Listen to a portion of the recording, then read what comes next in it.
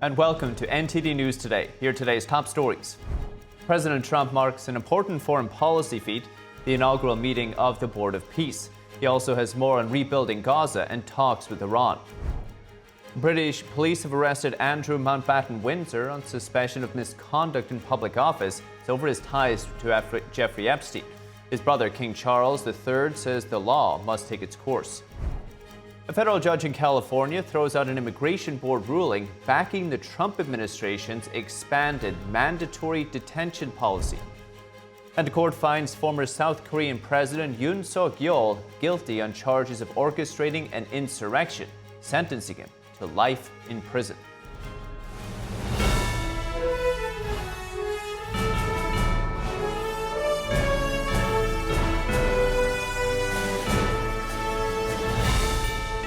This is NTD News Today, live from our global headquarters in New York City. And it's good to have you here. Today is Thursday, February 19th. I'm Paul Grady. Now, British police have arrested Andrew Mountbatten-Windsor, formerly known as Prince Andrew, on suspicion of misconduct in public office. Thames Valley Police say a man in his 60s from Norfolk was arrested today and remains in custody, with authorities also carrying out searches at addresses in Berkshire and Norfolk. Police, though, have not named the suspect. That's in line with national guidance. But the arrest follows an assessment into reports that Mountbatten-Windsor sent confidential trade reports to convicted sex offender Jeffrey Epstein back in 2010. Back then, he was serving as Britain's special envoy for international trade. Now, the reports stem from correspondence including in millions of pages of Justice Department documents released last month that was part of the Jeffrey Epstein investigation. Police say a formal investigation has now been opened and updates will be provided at the appropriate time. We'll bring them straight to you. King Charles has released a statement following the arrest of his brother Andrew Mountbatten-Windsor on suspicion of misconduct in public office. The King says he learned of the news with the, quote, deepest concern. He stressed that what follows must be a full, fair and proper process handled by the appropriate authorities. He added that the royal family will give their full and wholehearted support and cooperation, with the King making clear that the law must take its course and adding that he and his family will continue their duty and service to the public. That's as British Prime Minister Keir Starmer says that anyone with relevant information about the Epstein case should testify. Starmer spoke to the BBC in an interview today, but that was before the news that former Prince Andrew was arrested. He said that, quote, everybody is equal under the law and nobody is above the law, adding that the principle must apply in Andrew's case as it would in any other. We'll keep you updated. And President Trump is sending the USS Gerald Ford, the world's largest warship, to the Middle East, plus a huge fleet of fighter jets and aerial refueling tankers in the largest military buildup yet. The massive military buildup in the Gulf is a potential indication that President Trump is preparing a large-scale strikes against Iran if negotiations with the regime ultimately fail. It comes as President Trump is also urging UK's Prime Minister Keir Starmer to back out of leasing the island of Diego Garcia to Mauritius. President Trump says it may be necessary for the U.S. to use that island to, quote, eradicate a potential attack from the Iranian regime. Now, the president says that Diego Garcia is strategically located in the Indian Ocean and, quote, called it making a big mistake by leasing it to Mauritius. Israeli Prime Minister Benjamin Netanyahu warns that an unimaginable response would follow if Iran attacks Israel. He addressed combat officers in southern Israel today. Take a listen. We are operating in close coordination with our great ally, the United States. I made clear to my friend President Trump the principles that, in Israel's view, should guide any negotiations with Iran. We are prepared for any scenario. And one thing is certain, if the Ayatollahs make the mistake and attack us, they will experience a response they cannot even imagine. Netanyahu says that dismantling Iran's nuclear infrastructure is essential to any deal. Meanwhile, Secretary of State Marco Rubio is set to meet Netanyahu in Israel on February 28th. The talks are expected to focus on Iran. Now, President Trump opening the Board of Peace meeting in Washington, D.C. today. He's calling it one of the most important things he's ever done. more impossible problems can be solved as we go along this very beautiful path. I think it's a beautiful path. I think it's such an important day. Even the weather's beautiful. We walk in, it's beautiful. Everything's beautiful. But the ancient wounds can be healed, and they are indeed ancient. This has been going on for so many centuries that our entire planet will be a better, safer, more beautiful, and more peaceful place for us all. We're going to be working with the United Nations very closely. We're going to bring them back. I think the United Nations has great potential, really great potential. It has not lived up to potential. The inaugural meeting focused on reconstruction and building an international stabilization force for post-war Gaza. The president says that several nations, mainly in the Middle East and Central Asia, have contributed more than $7 billion toward the Gaza relief package. Indonesia, Morocco, Albania, Kosovo, and Kazakhstan have also committed troops and police to help stabilize Gaza.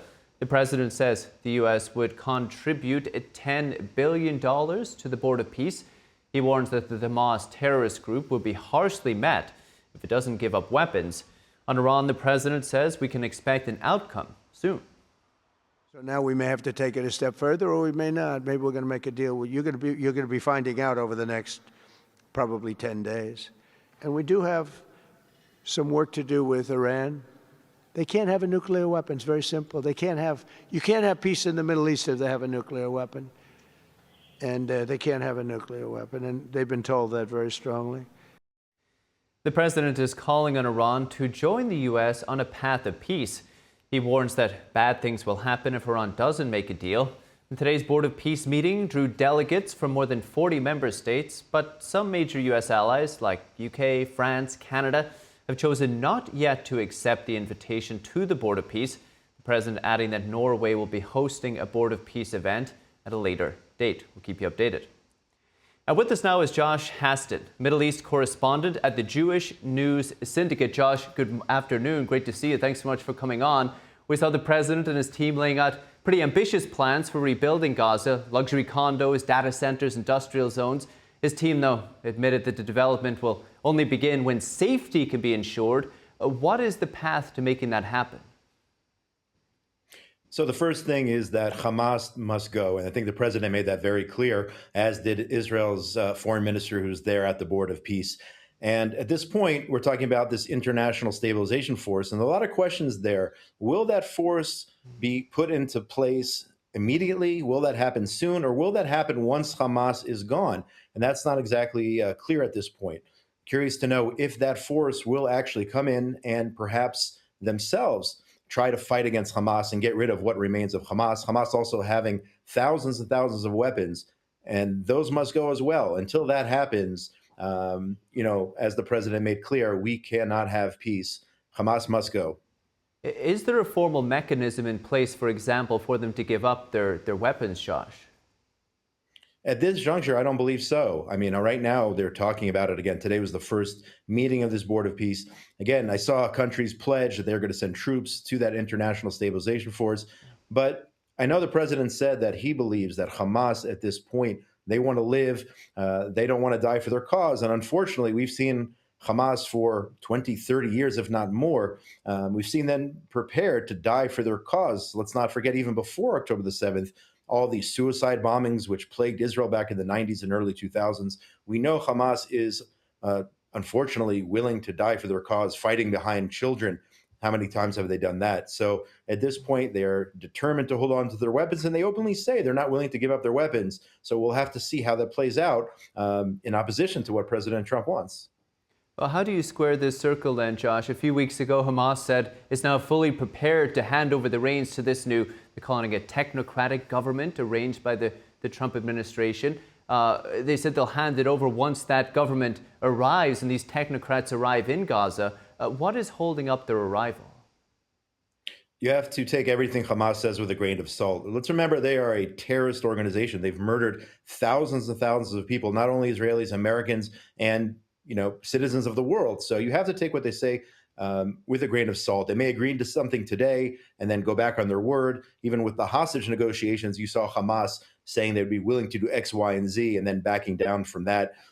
Let's remember it was Israel that went in and recovered the body of that last hostage We shouldn't forget it was the brave IDF soldiers went in there and actually risked their lives to bring back the last hostage. So Hamas is a maniacal terrorist organization, just like ISIS, just like Hezbollah, just like all the other terror organizations, unfortunately, in the region. So you have to be careful in terms of what they say compared to what they actually do. It's fascinating to think how this may play out. Josh, we heard at the meeting this morning, the midterm plan is to have, I believe, 20,000 international stabilization force soldiers in Gaza to help stabilize peace, and I believe 10,000, I'll bring up the number again, police officers, it seems, or 10,000 strong police force. How does Israel feel about this type of arrangement, do you think?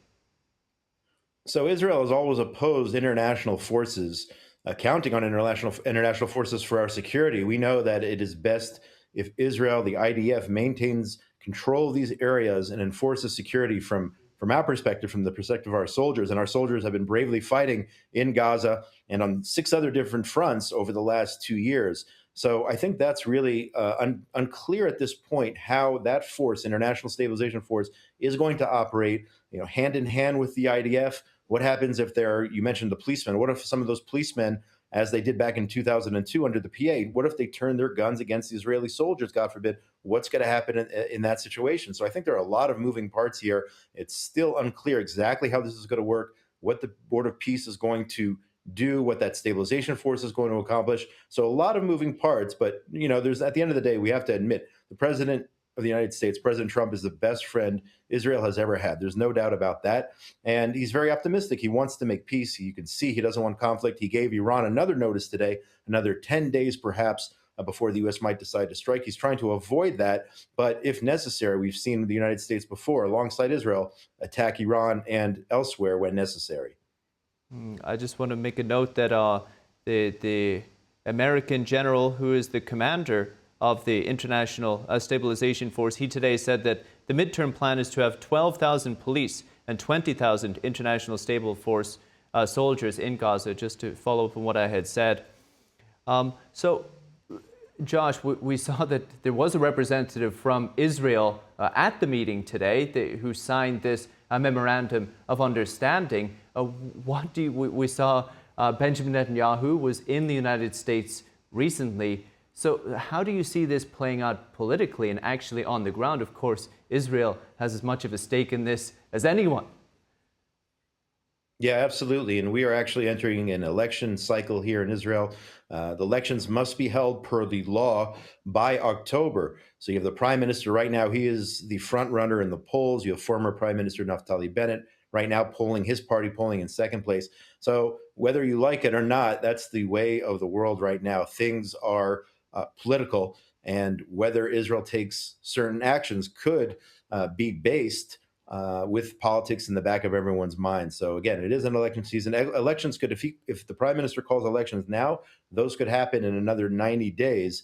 The prime minister is, whether you like him, don't like him, he is the most experienced, best politician this country's ever had. So he's definitely going to do what's best in terms of his future political career, as he has every intention to run for prime minister again. So we're going to see how that plays out between now and October. Anytime between now and October, we could have elections again here in Israel. Never a dull moment in Israeli politics. Josh, before I let you go, President Trump says he hopes that the United Nations will take more of a leading role in negotiating peace in the future. He said he's not going to be around forever. He said, to use his own words, he said the UN has tremendous potential. How do you see this Board of Peace existing alongside the UN? That's a great question. I mean, it seems that the Board of Peace has accomplished more in its first day or even before it officially met than the United Nations has ever accomplished. I mean, that's really what it is. I mean, countries give millions and millions of dollars to the UN. And when have they actually brought peace? President Trump talking about India, Pakistan, talking about all the other conflicts in the war. I think he said 7 or 8 wars, which he has himself ended since he's been president over the last, it's only been a year since he is sworn in as the president of the United States. So I'm curious to know how the Board of Peace, will it replace the UN one day? Will they somehow work side by side? The UN Security Council endorsing the establishment of the Board of Peace. I believe it was several months ago. So it's very interesting how that will play out. But President Trump said the UN not living up to its potential, and I could not agree with him more. That was an interesting point that was brought up today, like you mentioned, that the UN has kind of rubber stamped or given its approval for this Board of Peace to move forward. The president, of course, has said he doesn't want to necessarily replace the UN, but wants it to, as we talked about, live up to its potential. That is Josh Haston, the Middle East correspondent at the Jewish News Syndicate. Josh, thank you. Thank you so much. And now President Trump says that U.S. trade tariffs have sharply reduced the nation's trade deficit. He predicts a surplus could come soon. In a post on Truth Social, Trump said the trade deficit has been reduced by 78% because of tariffs. He added that the trade deficit will go into positive territory during this year, and official December trade data due today is projected to show a monthly surplus of about $55.5 billion, which will be the first since 1975. That's according to investing.com. The U.S. is still forecast to post a trade deficit of more than $800 billion in 2025, but that would be down from a record $1.2 trillion in 2024. President Trump set to deliver another economic speech today in Rome, Georgia. Republicans are focusing on the cost of living issues ahead of the November midterm elections, with the president expected to outline what the White House calls plans to make life more affordable for working people. Trump has pointed to cooling inflation rates with recent tax cuts and proposals to eliminate taxes and tips over time and Social Security benefits. The annual inflation rate eased to 2.4% in January. That was down from 2.7% in December. Energy prices also declining, while some food and housing costs remain elevated. And now, a new immigration ruling. A federal judge in California yesterday hit the brakes on a Trump administration policy. The court threw out an administrative board's decision backing the government's use of mandatory detention for illegal immigrants arrested in nationwide enforcement operations. Now, District Judge Sunshine Sykes found that the federal government failed to comply with her earlier order. That order declared it unlawful to deny detainees the chance to seek release on bond. The federal immigration law says that mandatory detention applies to applicants for admission during case proceedings. It's traditionally been limited to individuals arriving at borders. The Trump administration broadened the policy to include illegal immigrants already inside the United States, but Sykes accused the administration of trying to continue what she called its campaign of illegal action by refusing bond hearings despite her prior ruling. And now, immigrations and customs enforcement operations, though, continuing in full swing nationwide. ICE says it has already this month deported 170 Cuban nationals. That includes individuals convicted of murder and other violent crimes. They're sent back to their home nation. NTD's Daniel Monahan has more on that, plus a massive increase in partnerships between ICE and local law enforcement. A plane carrying the deportees left for Cuba on February 9th. It was the first deportation flight in 2026 bound for the Caribbean nation. ICE linked the deported individuals to criminal convictions and allegations including murder, rape, and drug trafficking. Yon Davis Wong Den Hernandez was convicted of second-degree murder in Florida. The victim was a 17-year-old girl. Raul Dikenze Batista was convicted in Kansas of rape, aggravated assault, kidnapping, battery, and burglary, plus weapons charges. ICE said he was a member of the Los Habaneros gang and also admitted to previously serving 20 years in a Cuban prison for robbery and breaking and entering. Alexander Padron Martin was convicted of drug trafficking, a controlled substance, and ICE officers took custody of Miguel Ramon Saveda Perez from the South Dakota State Penitentiary through an immigration detainer. He was accused of rape and possessing an altered or invalid driver's license. President Trump began deportation flights of illegal immigrants to Guantanamo Bay in Cuba only weeks after taking office last year. DHS sent termination notices in June 2025 for a Biden-era parole program for Cubans, which also included Haitians, Nicaraguans, and Venezuelans. And a Minnesota corrections officer has been arrested on federal immigration charges. DHS says 45-year-old Morris Brown, a Liberian national, overstayed a student visa and falsely claimed U.S. citizenship. Authorities say he enlisted in the Pennsylvania National Guard without legal status and was later discharged. The Department of Homeland Security announced yesterday a tenfold increase in partnerships between ICE and local state and tribal agencies. 135 such partnerships existed at the end of the Biden administration. That has soared to more than 1,400 across 40 states under President Trump. Under the partnerships, ICE can team up with local state and tribal agencies to identify and remove illegal immigrants. Partner agencies are eligible to receive money for new vehicles and equipment. Additional financial incentives include salary reimbursements for overtime worked in coordination with ICE. In Florida, 40,000 arrests have been made under such agreements. DHS says 7 out of the 10 safest cities in the U.S. cooperate with ICE. Daniel Monahan, NTD News.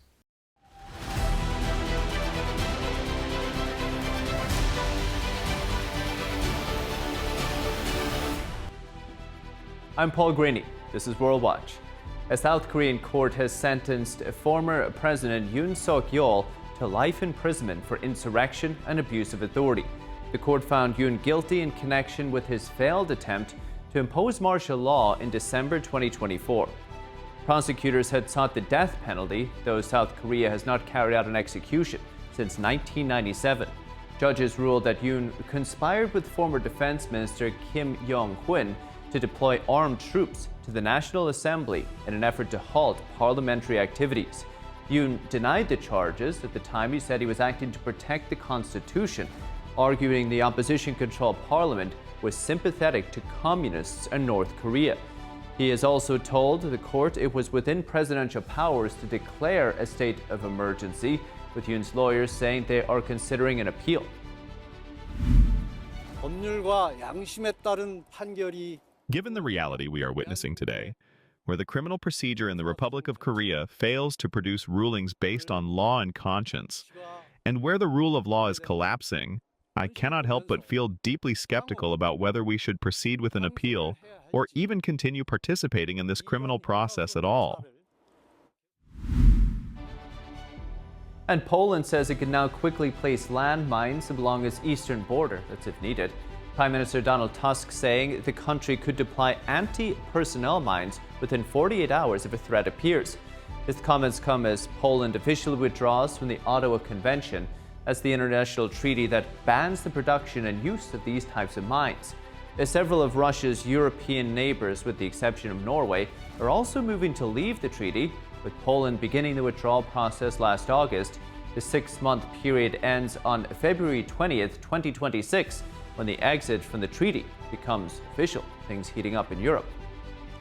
And now Russia and Iran conducted joint naval exercises today in the northern Indian Ocean, with the drill spokesman saying the exercises were aimed at promoting security and sustainable maritime interactions. Now, the exercises come as the U.S. has deployed warships near Iran, while also holding talks with Tehran over limiting its nuclear program.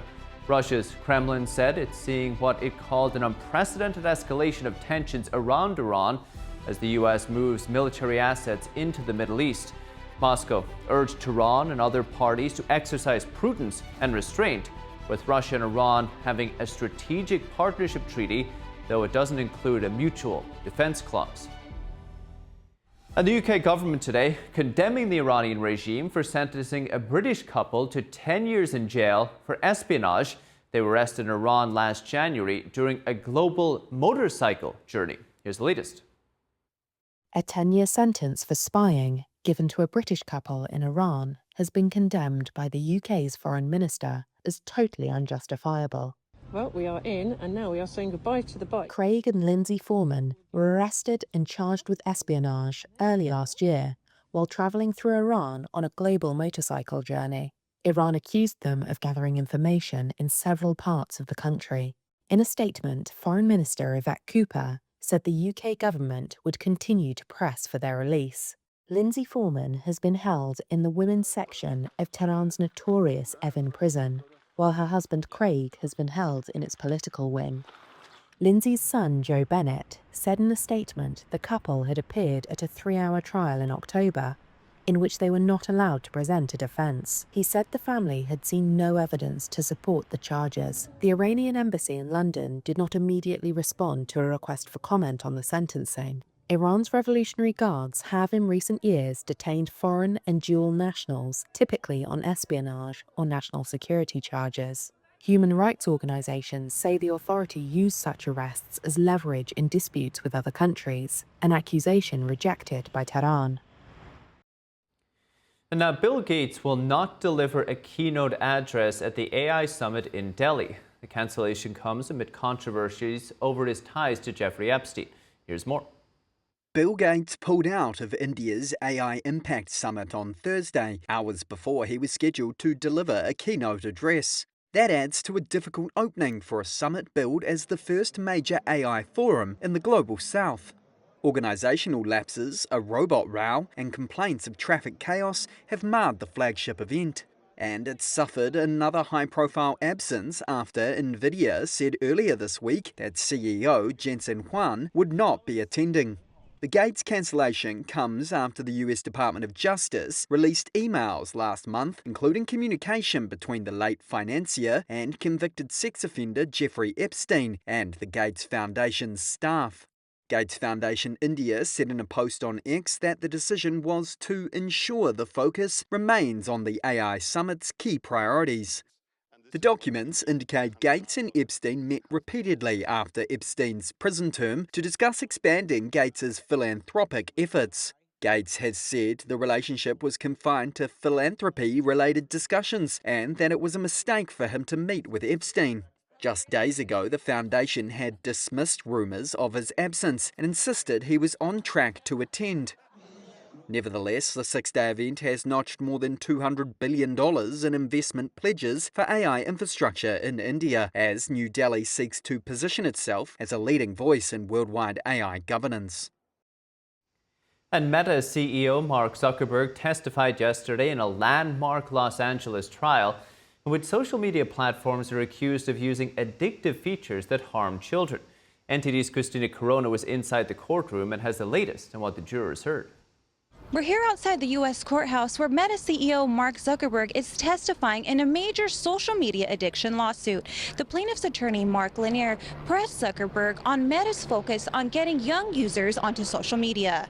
The case centers on a woman identified as Kaylee GM, now 20, who says she started using social media as a child, became addicted, and that it worsened her depression and suicidal thoughts. On the stand, Zuckerberg told jurors children under 13 are banned from Meta platforms, but admitted some minors still access Instagram in other ways, such as lying about their age. He said Meta removes accounts when it discovers users are underage. Plaintiff's attorney Mark Lanier pushed back, questioning whether Meta can seriously expect young children to read lengthy terms and conditions before signing up. Lanier also pointed to internal documents suggesting Meta estimated millions of underage users were on Instagram. He then questioned Zuckerberg about internal milestones tied to time spent on the app, including targets like 40 minutes per day in 2023, rising to 46 minutes by 2026. Zuckerberg said, quote, "The milestones are a process we have internally to be able to measure across our industry to measure if we're on track." Outside the court, parents and survivor families called for tougher laws to protect children online. So therefore, we cannot have our children to have access to these platforms in their current status unless legislation's passed that will force them to make these changes that are necessary to make their platforms designed by safety. Zuckerberg rejected claims that social media is intentionally addictive or harmful, describing it as a tool people naturally return to for connection and information. This case is one of more than 1,000 lawsuits accusing Meta and YouTube of having addictive design features that can harm children. Reporting from downtown Los Angeles, Christina Corona, NTD News. And Illinois Governor J.B. Pritzker is proposing a new statewide fee on social media companies. The plan aims to raise $200 million a year for education. Here's the governor announcing the proposal just yesterday. I'm proposing the Children's Social Media Safety Act, a common-sense proposal to decrease the harmful effects of social media on kids, improve their safety and privacy online, and prevent financial scamming of children. Social media algorithms have been proven to create mental health issues in adolescents and foster polarization and misinformation in society as a whole. Those companies are profiting from online engagement of Illinois' consumers, and they currently contribute nothing to ameliorate the negative effects of their platforms. So that I propose a social media platform fee that will generate $200 million per year to support K-12 education. Parents and kids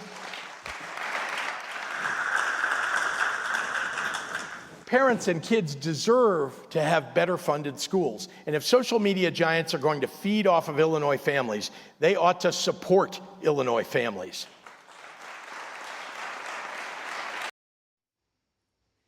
Under the proposal, social media platforms would pay a monthly fee based on active users in Illinois. Larger companies would pay higher rates. The legislation would bar companies from passing the fee on to users, though, with Pritzker's office estimating the proposal would generate $200 million annually for elementary and high school education. We'll keep you updated. Welcome back. I'm Paul Graney. Some news coming in about the avalanche in Lake Tahoe, California. Authorities have confirmed that 8 of the 9 missing skiers are dead. The last missing skier is also unfortunately presumed dead. Rescue teams finding the 8 bodies late Tuesday night, with authorities saying Tuesday's avalanche was the country's deadliest in 45 years. They're saying the skiers had little time to react. Teams managed to rescue 6 people in the hours after the disaster. According to officials, several of the skiers killed were members of the Sugar Bowl Academy, that's a nearby boarding school and ski club. Out of respect for the victims, the school said it will not be releasing their names to the public.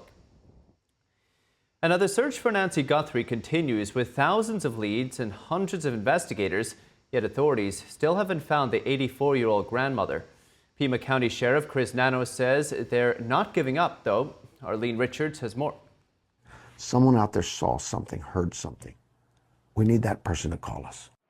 As the search for Nancy Guthrie continues, hundreds of investigators are working the case. Pima County Sheriff Chris Nanos told Fox News on Tuesday that they're not giving up. But so far, none of the thousands of tips and leads nor the DNA testing conducted on gloves found 2 miles away have turned up a match to a suspect. On NBC's Today Show Wednesday, the sheriff said DNA found at Nancy Guthrie's property could belong to the suspect. We believe that we may have some DNA there that may be our suspect, but we won't know that until that DNA is separated, sorted out. He told other news outlets that they're still looking at a lot of DNA from the Guthrie home. In other news on Wednesday, several media reports say the FBI has reached out to Mexican authorities in the search for Nancy Guthrie, citing an inside source. NTD has not been able to confirm this update. NTMZ's Harvey Levin reports that his media outlet received another purported ransom letter. They're asking for a different form of crypto than Bitcoin. Levin said he didn't know if the letter came from one of the same people who sent the previous letters, but this one is asking for $6 million. Meanwhile, a Milwaukee attorney offers another $100,000. And I called Tucson Crime Stoppers, and they were very happy to have me join in. He said anybody can submit a tip anonymously to Crime Stoppers, and if it leads to the arrest of the suspect, the individual gets the award. Officials have reportedly gone to about 40 gun shops to search for clues about potential gun sales to the suspect. Nanos has said that's not true. Nancy Guthrie's neighbors set up a makeshift memorial of yellow flowers and ribbons near her home. In solidarity, NBC's Today Show, where Guthrie's daughter Savannah Guthrie works as a host, similarly decorated their studio with yellow flowers and ribbons. The Today Show host's mother has been missing for 3 weeks. Her family has been cleared of all suspicion. In another social media plea Sunday, Savannah Guthrie again said that the family is not giving up. We still have hope. And we still believe. Arlene Richards, NTD News. NBC reports that the Pima County Sheriff told him that Meta and Apple, as well as some other private companies, have offered to help in retrieving additional footage from other Nest cameras at Nancy Guthrie's property. According to the report, Meta said it was in touch with relevant law enforcement officials. We'll keep you updated. Now, President Trump is awarding the nation's highest civilian honor to former Housing Secretary Dr. Ben Carson. During a White House reception marking Black History Month yesterday, the president said the retired neurosurgeon will receive the Presidential Medal of Freedom later this year. Carson rose to prominence in 1987 for performing the first successful separation of twins conjoined at the back of the head. He made an unsuccessful bid for president back in 2016, then later served in the cabinet during the Trump administration's first term. President Trump has previously awarded the Medal of Freedom to Rush Limbaugh, Tiger Woods, and Charlie Kirk, among others. At the White House yesterday, Trump also honored Reverend Jesse Jackson, who died earlier this week. Trump called the civil rights leader a real hero with street smarts and offered condolences to his family. And now War Secretary Pete Hegseth making a stop at the Boeing company in St. Louis, Missouri on his Arsenal of Freedom tour. He outlined yesterday how the Trump administration wants to revamp Americans' defense industry. Here's more. Secretary of War Pete Hegseth brought his Arsenal of Freedom tour to St. Louis yesterday, a city known in aviation circles as Fighterland, USA, because of the high number of military aircraft produced in the area. Hegseth spoke to roughly 500 employees at Boeing, telling them the Trump administration was focused on making American manufacturing competitive. When we unleash competitive spirit, America comes out on top. The visit comes the same day Boeing announced it is relocating its Defense, Space, and Security Division back to St. Louis from Arlington, Virginia. The stop is part of a nationwide effort aimed at revitalizing the defense industrial base and accelerating manufacturing. Hegseth outlining President Trump's defense priorities. At the War Department, we are the Strength Department. Our job is to be the hammer when necessary and hopefully not have to use it. But if we do, we'll fight to win. And according to Hegseth, that means making sure American warfighters are never in a fair fight. No more political correctness, overwhelming deterrence. And from us to you on your front, as it applies to peace through strength, that means less red tape, more incentives, and more speed on the factory floor. Hegseth highlighted the EA-18 Growler produced by Boeing in St. Louis as an example of the facility's role in national defense. He said the aircraft played a role in Operation Absolute Resolve, the January 3rd mission that led to the capture of Venezuelan leader Nicolas Maduro and his wife. After visiting Boeing, Hegseth stopped at the St. Louis Military Entrance Processing Station to administer the oath of enlistment to 32 future service members. His swearing-in ceremonies have been standard practice since the tour began January 5th.